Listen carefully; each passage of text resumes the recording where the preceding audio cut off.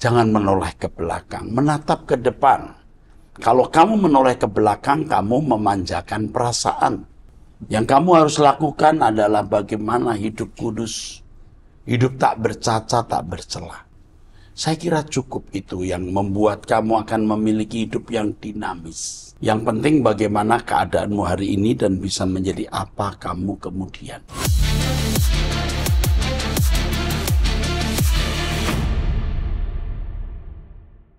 Shalom saudara, salam sejahtera dalam kasih Tuhan kita Yesus Kristus.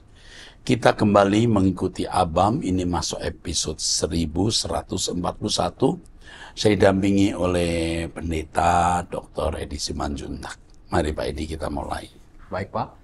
Seorang wanita usia 25 tahun status menikah, memiliki satu anak, tinggal di Jawa Barat, salah satu jemaat GSKI online. Jadi kalau GSKI online artinya mungkin dari berbagai gereja atau denominasi, tapi mengikuti pelayanan kita di online, ya di YouTube. Oke.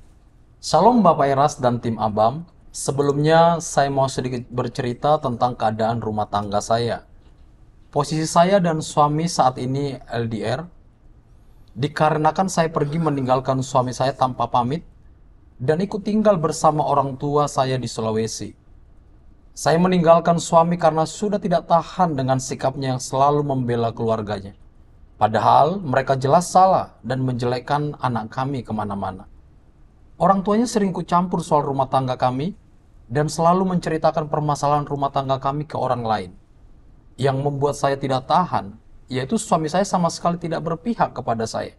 Justru dia ikut menyalahkan saya serta berkata kasar, seperti kata-kata yang tidak pantas diucapkan. Hal inilah yang membuat hati saya sangat sakit, Pak. Seiring berjalannya waktu dan diiringi doa, akhirnya kami sekarang sudah saling memaafkan. Akan tetapi, posisi kami masih LDR, jadi masih pisah, Pak. Yang menjadi pertanyaan saya, Pak, apakah mungkin saya dan suami akan merajut rumah tangga yang harmonis kembali? Dan apa yang harus saya lakukan sekarang, Pak? Apakah perbuatan saya salah karena telah pergi meninggalkan suami saya begitu saja? Terima kasih sebelumnya, Pak. Tuhan Yesus memberkati. Rumah tanggamu sangat bisa dipulihkan. Kamu harus kembali bersatu dengan suamimu. Dan tidak tinggal serumah dengan mertua. Kamu membutuhkan konselor untuk membimbing kamu dan suamimu membangun rumah tangga. Karena kamu berdua orang-orang sakit. Kamu meninggalkan suami itu salah sekali. Dan jangan ulangi. Ayo kumpul lagi. Jika membutuhkan konselor, kami bimbing. Kami bimbing.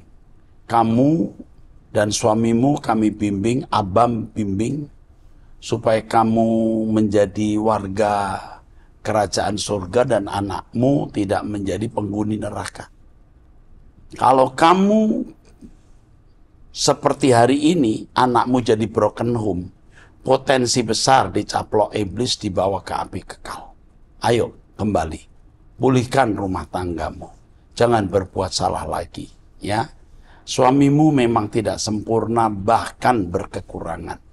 Tapi Tuhan mau mengubah orang-orang seperti suamimu dan mengubah kamu sendiri juga yang belum dewasa.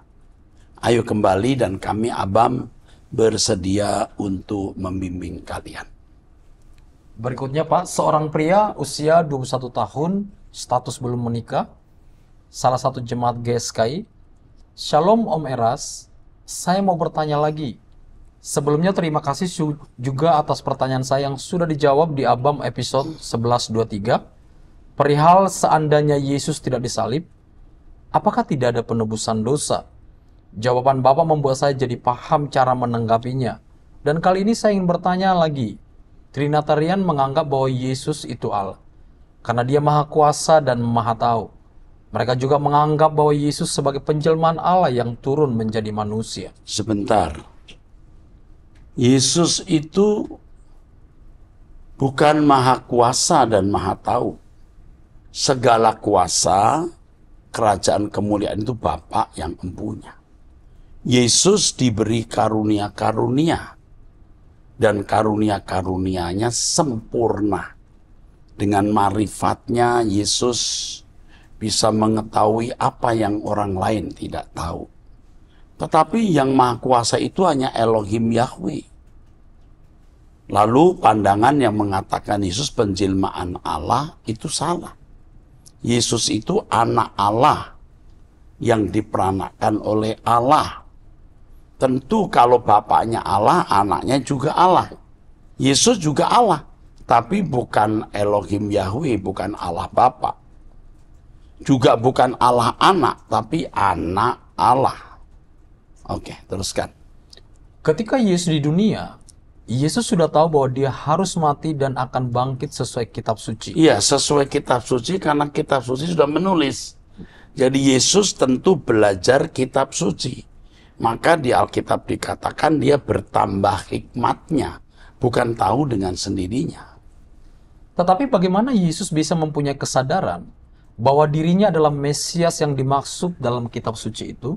Ketika dia lahir, dia bukan lahir dari hubungan Maria dan Yusuf. Pasti Maria memberitahu bahwa kamu bukan anak papi Yusuf, bukan anak papi Yusuf. Kamu adalah juru selamat. Yang Maria dengar dari orang-orang gembala, betul nggak? Dari Majus juga bahwa dia adalah raja orang Yahudi. Yesus sudah tahu dari kecil, tentu Maria memberitahu. Oke. Hal ini mengesankan bahwa Yesus seakan-akan punya praeksistensi. Seakan-akan jelas Yesus tahu dari Maria. Para gembala memberitahu bahwa hari ini telah lahir juru selamat, Mesias. Orang Majus memberitahu bahwa lahir seorang raja orang Yahudi, dialah Mesias itu. Nah, ini yang sering orang tidak tahu, banyak orang tidak tahu. Sekarang harus tahu kita. Yesus bertambah hikmatnya. Bukan memiliki hikmat itu secara otomatis, tapi bertambah hikmatnya lewat sebuah proses pengumpulan, akumulasi, dan belajar. Dan sudah mempunyai kesadaran bahwa dia Mesias yang turun dari sorga.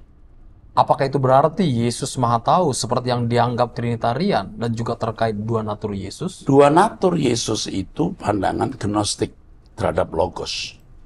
Gnostik mempercayai Logos punya dua natur, natur ilahi dan natur manusia. Yesus ini manusia yang sempurna, yang naturnya manusia, tetapi manusia yang sempurna. Manusia yang berhakikat Allah. Artinya manusia yang memiliki moralitas kesucian Allah. Semua manusia telah jatuh dalam dosa dan kehilangan kemuliaan Allah. Itu loh yang disebut sebagai sifat Allah, kodrat Allah. Nah, Yesus adalah manusia pertama yang sempurna yang mencapai kemuliaan Allah. Jadi saya tidak pernah mengatakan Yesus manusia biasa seperti yang dituduhkan orang. Yesus bukan manusia biasa. Tapi di dalam Ibrani 2:17 dikatakan dalam segala hal ia disamakan. Benar-benar dia menjadi manusia seperti kita, tapi tidak biasa.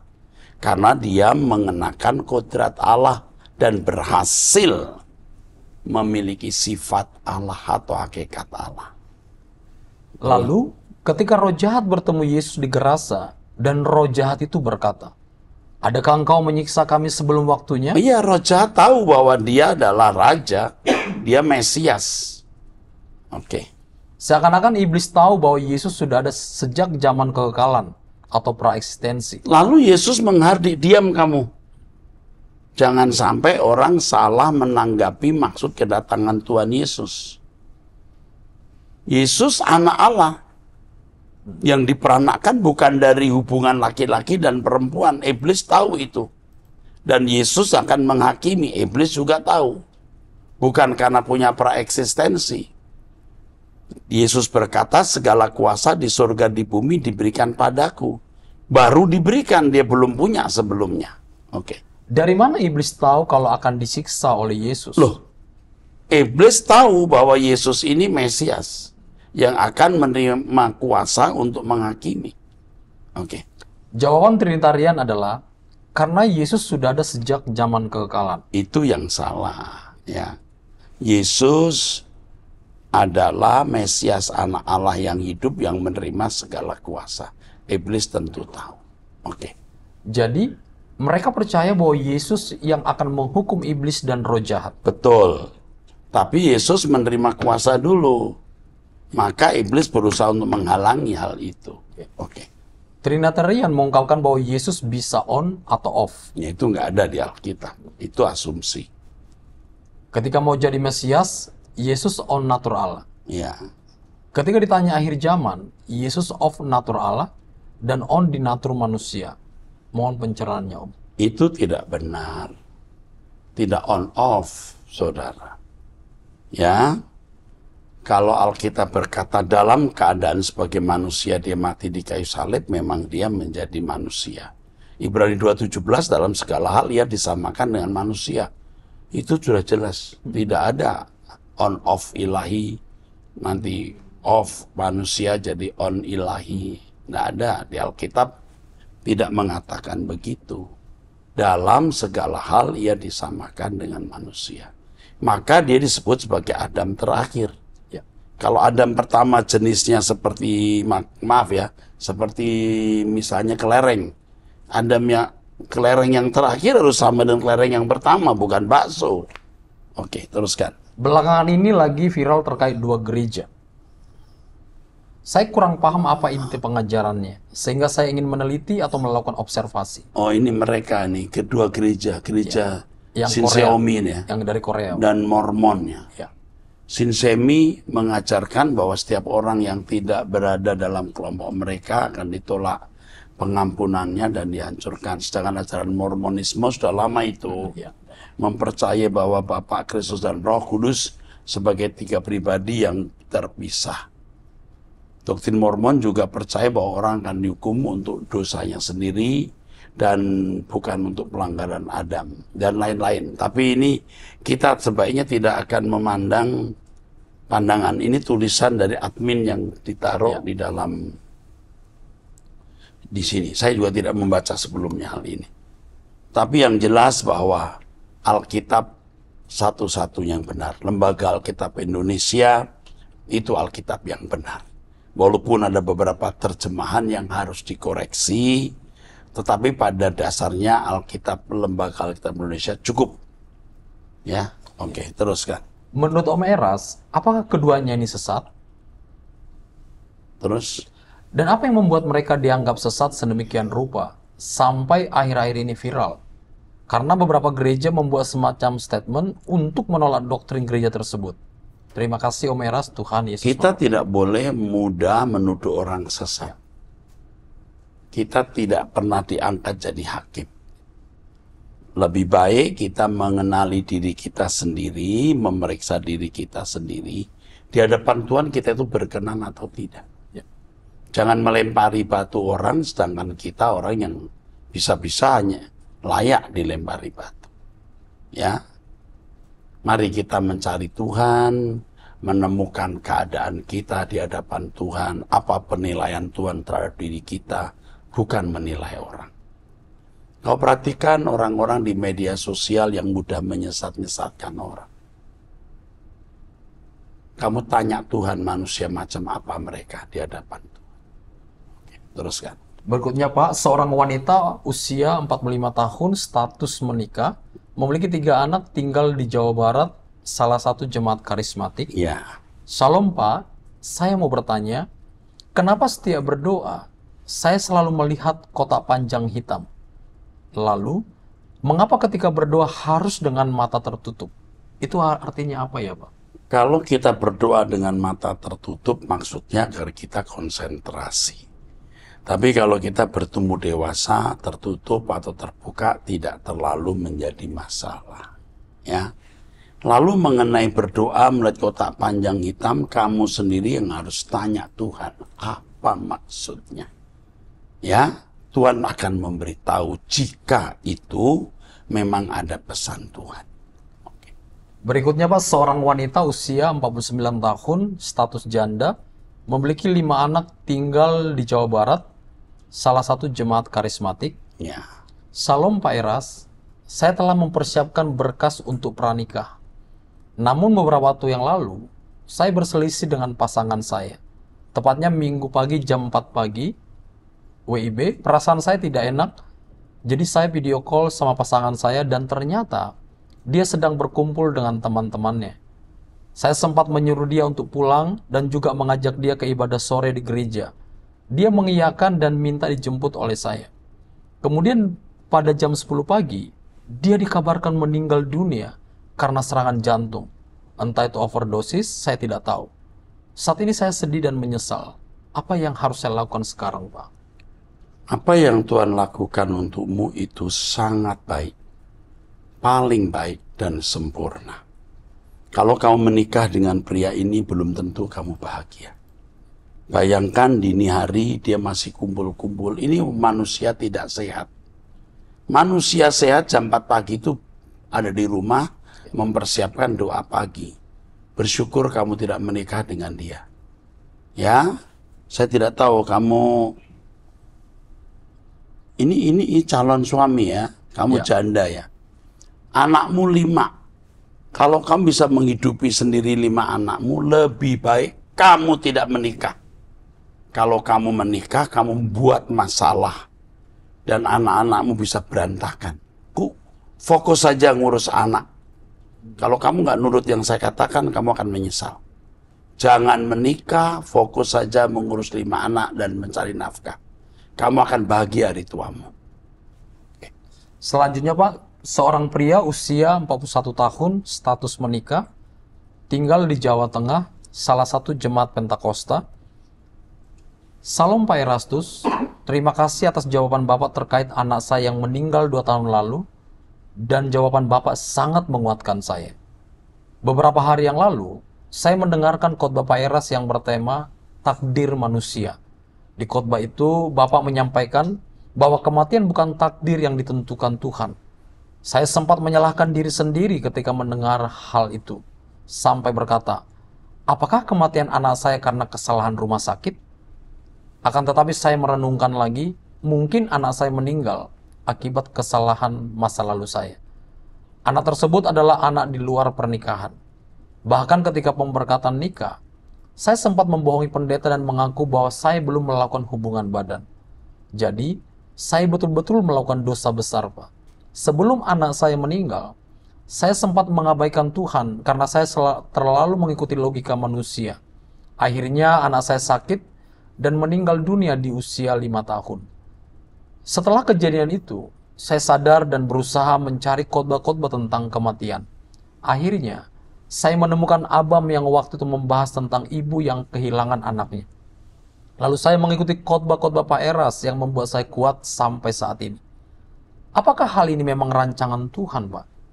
Dan bagaimana supaya saya tidak menyesali kejadian ini jika kematian bukanlah takdir? Terima kasih Pak Erastus. Mengurai satu kejadian tidak mudah.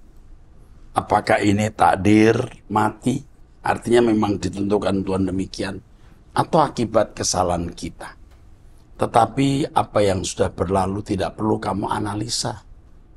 Yang penting bagaimana keadaanmu hari ini dan bisa menjadi apa kamu kemudian.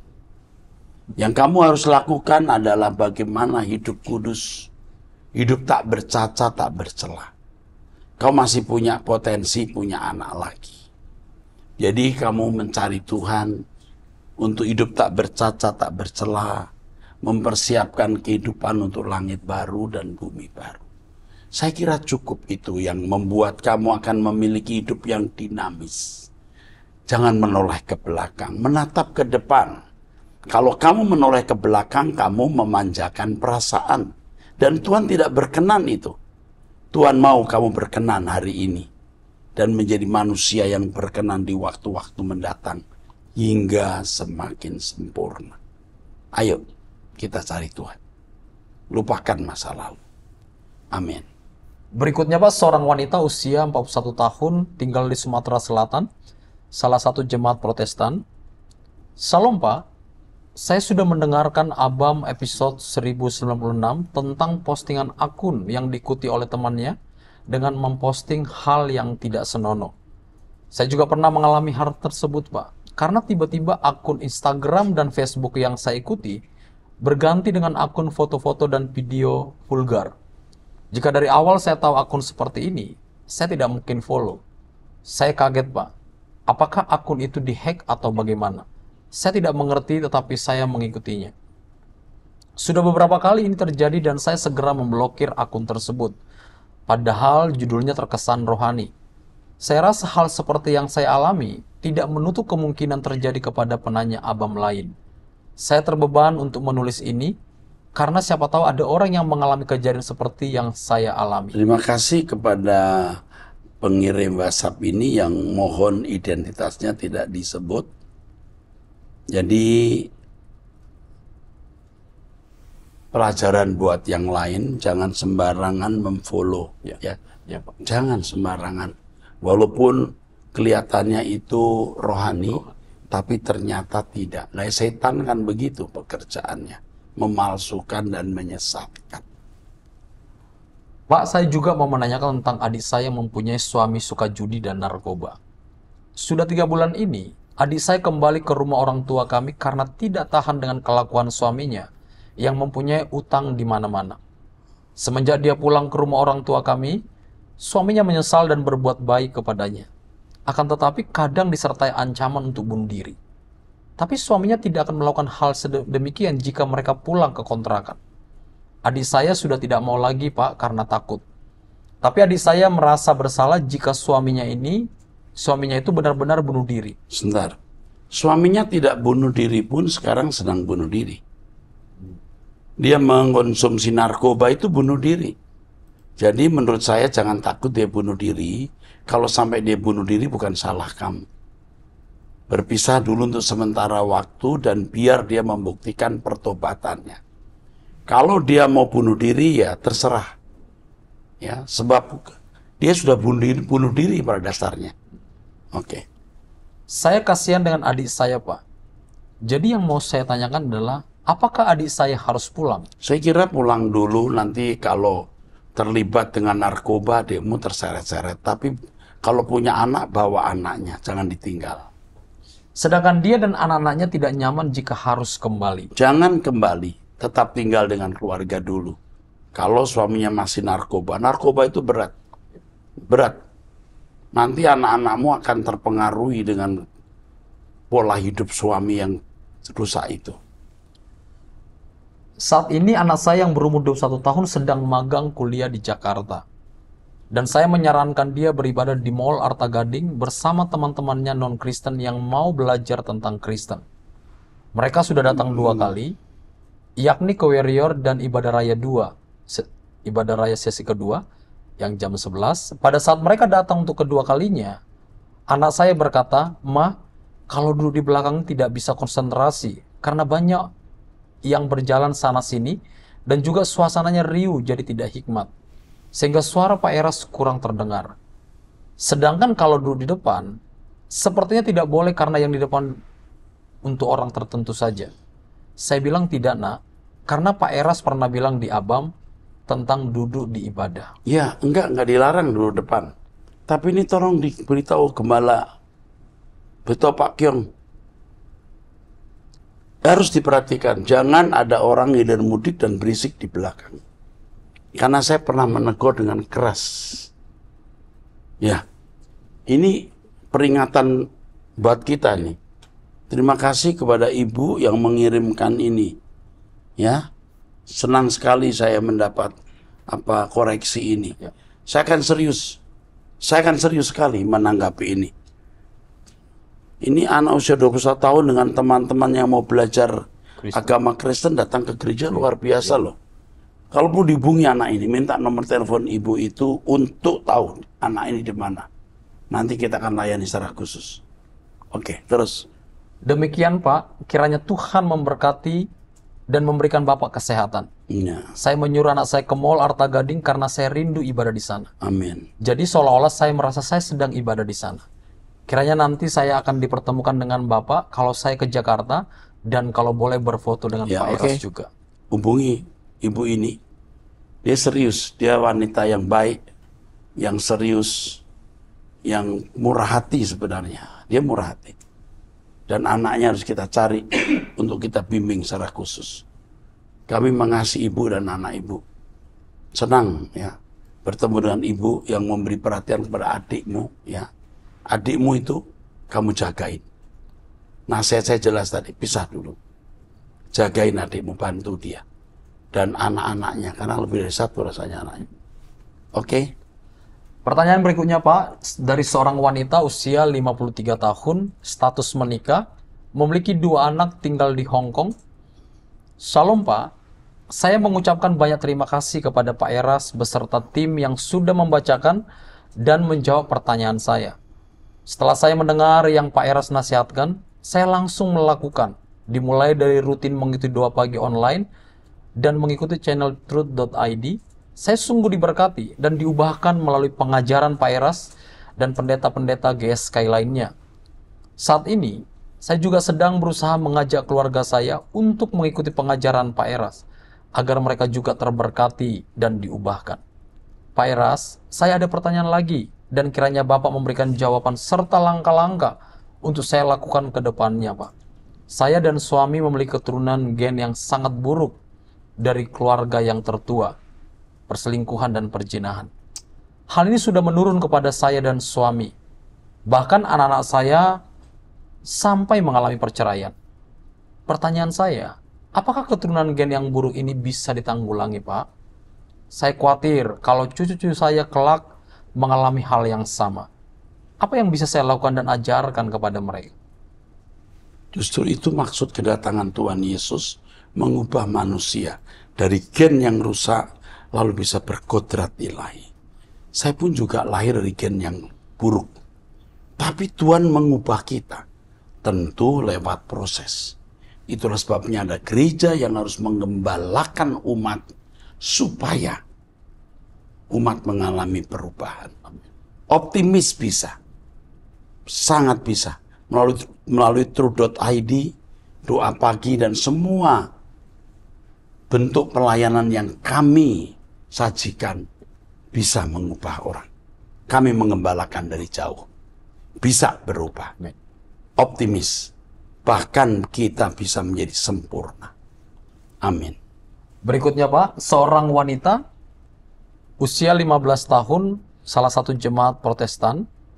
Shalom Pak Eras, waktu kecil saya pernah dilecehkan karena saya masih belum mengerti apa-apa.